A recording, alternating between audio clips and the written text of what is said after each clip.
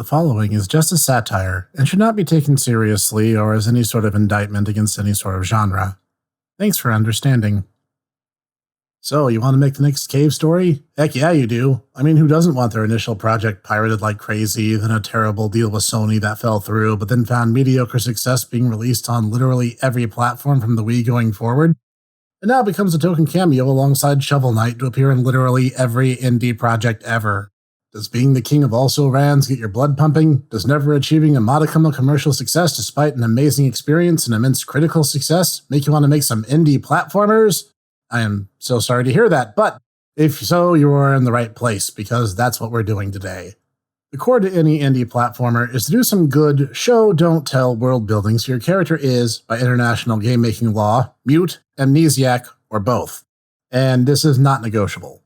The character is allowed to speak and retain a memory span longer than the shelf life of mayflies and needs to be aggressively quirky and preferably non-human. Children also apply for similar reasons. Bonus points if it's a character is a 2-for-1 in that regard. The characters need to speak to you in such a way that it's clear that they understand the world makes sense. Even if it totally doesn't, nothing in-game should elaborate any further than that. Keep it vague, stupid. In fact, the real danger here is to have characters over-explain the world, as even the most creative fantasy elements, when over-explained, will come off sounding incredibly stupid, and that's how you end up in the uncanny valley of fan lore. In said valley, your tale ends up comprehensively understood, and artificially inflated in value much like cartel diamonds, minus machine guns and ruination of continents. Instead, you only ruin your entire storytelling approach. The mystique of keeping every factor under wraps will promote fandom activity and blow your web search results up by multiplicative values, a phenomenon I'm dubbing the Scott Cawthon effect. And now that I have completely played Google search engine by some hot naming of names, we can move on to the meat and potatoes of the game after you get done under-explaining everything. The gameplay.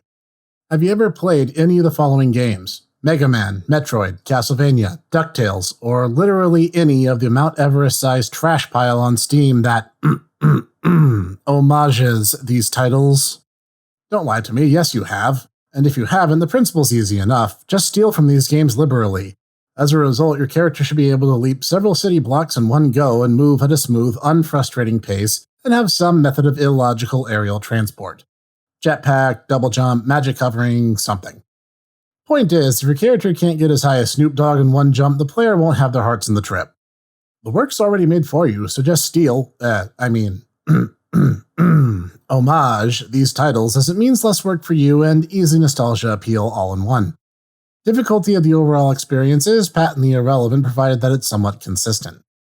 For example, if the game is too difficult and you die for so much as thinking about attempting to explore the next room over, just say that you are paying tribute to Dark Souls. If the game is too easy and can be completed in 2 hours, filler notwithstanding, just say you are paying tribute to Undertale. You simply cannot miss. Now, make lots of rooms with uneven floors, add some quirky bosses, quirky boss dialogue by and large optional, though recommended, and decide on the following question. Do I want to make long rooms and force a player through them just the one time, or make a series of short rooms with individual one-screen challenges with some backtracking involved? If the former, play Castlevania 4 until you understand game design. The latter, play any Castlevania game from Symphony of the Night going forward till you understand game design. Or if you have no game design at all, just say you are paying tribute to Undertale. Moving on to aesthetics, and this may be the most important section yet, so pay attention. From an aesthetic standpoint, the game either needs to have practically no sprites to speak of, with every animation being 3 frames long at absolute most, or have enough tween sprites crammed into them for them to qualify as mouseketeers. Possible bonus of the latter, you might get invited to work for Arc System Works, right up until your sheets end up in rehab, but that's kind of a win-win. Likewise, the former if you have no budget, and the latter if you're essentially convinced you have no chance of actually making money off of it and hope that you can pay rent and positive Steam reviews. Sorry, this is the cold hard truth. Oh yeah, next is music. Largely irrelevant, except that you'll need 2 tracks that get stuck in your players' heads. Preferably these will be your title theme and that one boss. You know the one. That one boss. Not that he's super hard or super easy or even super weird necessarily, but the ones that suffer subtle nuance. Like the one with a hitbox so out of control they need an intervention and a reassuring cuddle where they're not slapping you 2,000 pixels away from the actual sprite. The sort of mechanical frustration that players can't even verbalize. The sort that turned live streams from jovial jaunts to sputtering incoherence. but they can't bring themselves to actually hate or pass judgment on them because they're so gosh darn quirky. You've tested the game, so you know how to handle it. I mean, no one else will, but that's too bad for them. Beta testers are cut into potential coffee and quirk budget, so forget them. They're not important. Lastly, your game needs one last splash of quirk. Players won't notice if you slide just a little more quirkiness into the equation. Your player character needs some kind of unique talent or a tool to set them apart. For example, Owlboy has wings. The Iconoclast has a big wrench. You need something like that too. However, creativity is hard, so if you can't come up with something good, just steal a mechanic from a better game, reskin it, dumb it down, then stuff it into the game as a form of emotional leverage. It'll sell like hotcake. Singular. Bonus points, this involves parental abandonment in some fashion. The storytelling power of indie platformers does not smile on happy families, because this takes us to the final portion, theming. You want your game to be happy? Well, too bad. That's a terrible idea and you should feel bad about it. Which is good, on account that the quirky, happy-go-lucky nature of Cave Story and Carol Blaster has been left by the wayside in favor of doom and gloom storytelling. Making an indie game, you have essentially 3 themes or morals to crowbar into your game, and each with their own accompanying drawbacks. 1. Technology is evil and we should all live in trees and eat moss or something. The drawbacks of this one are obvious to those with an IQ above their height measured in yards. The video games as a medium tend to be very pro-industry. Don't do this theme. It is inherently terrible and will reduce any review of your game by a full letter grade. 2. War is bad, and an extension of the follies of man trying to control forces that are inherently beyond their control.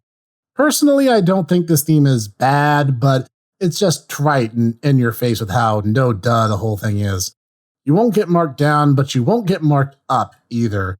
This is kind of like ending your essay with, I hope you enjoyed reading this essay as much as I enjoyed writing it. 3.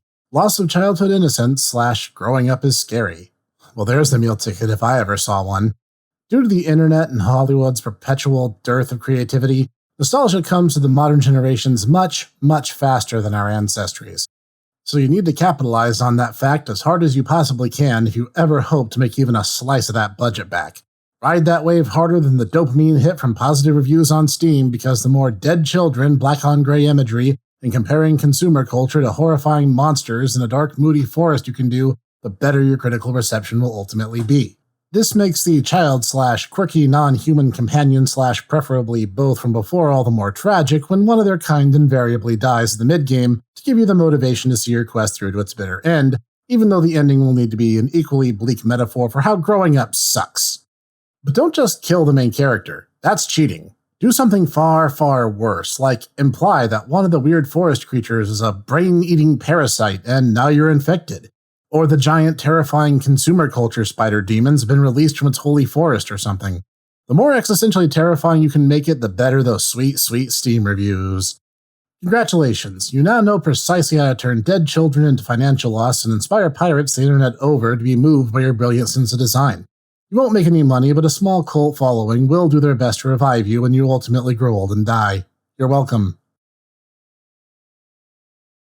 Hey everyone, this is the Hipster Snek. I just wanted to bring to everyone's attention that I'm holding a bit of a contest. You see, the channel's rapidly approaching 100 subscribers, which is a milestone I never dreamed I would hit within the first year of the channel's activity.